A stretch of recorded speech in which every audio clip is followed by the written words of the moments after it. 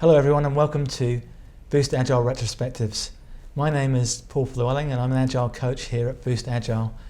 Today I'd like to show you a retrospective that I've created based on the 5 stages of the book Agile Retrospectives by Esther Darby and Diana Larsen. Those 5 stages are setting the stage,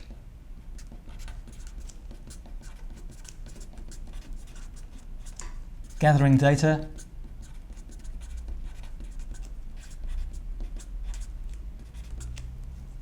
generating insights,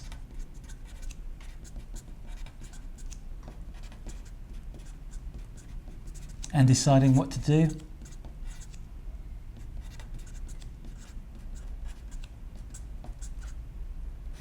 finally they look at close out as their final stage where they talk to the team about how the retrospective went for them, a retrospective of the retrospective. The retrospective I created is a retrospective called, or I like to call Treasure Island.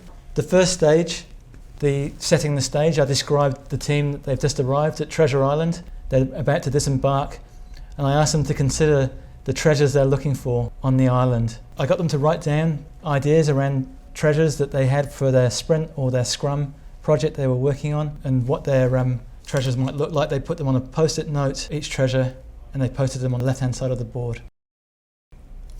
They had flow, team satisfaction, and product quality as examples of treasure.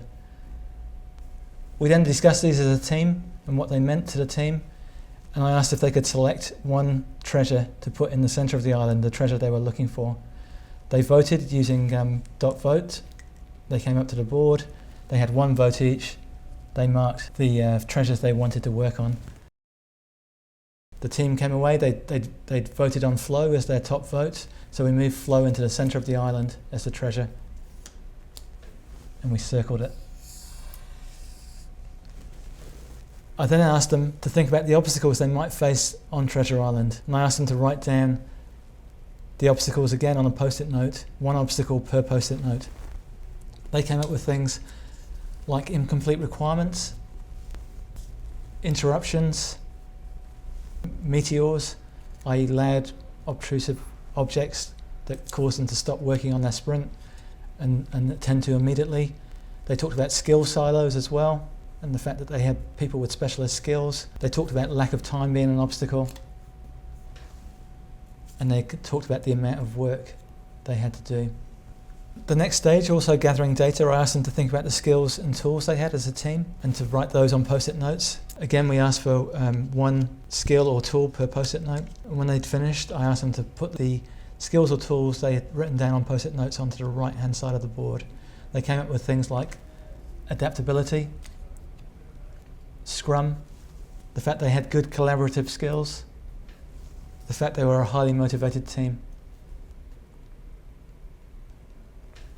We then moved on to the generating insight stage of the retrospective, where I asked the team to consider the obstacles they'd put on the board. I asked them to do 2 things. 1, group any like obstacles together so we could focus on as a single item. So they came up and they, for example, moved incomplete requirements to lack of time, for example, or amount of work and lack of time. And they also put together interruptions and meteors. I then asked them to look at the skills and tools they had, and I asked them to consider which skills and tools mitigated which obstacles, and to remove them from the board and place them underneath the relevant skill or tool. They looked at skill silos, for example. They took this from the board and they placed it under good collaborative skills.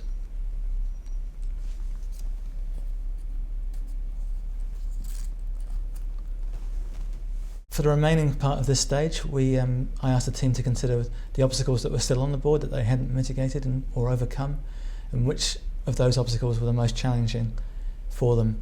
Again, I asked them to vote. I gave them 1 dot vote each. I asked them to come up to the board and mark with a dot which obstacle they thought was the most challenging. They came up 1 by 1, they marked their dots.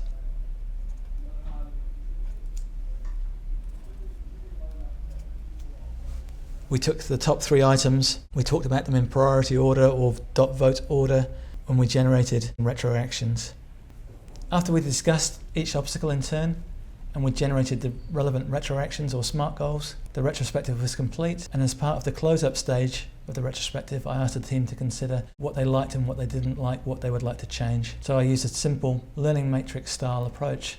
The team write their ideas down on post-it notes, placed on the learning matrix, and that was the close of the retrospective. Thank you for listening. I hope you enjoyed the retrospective Treasure Island. Tune in next time.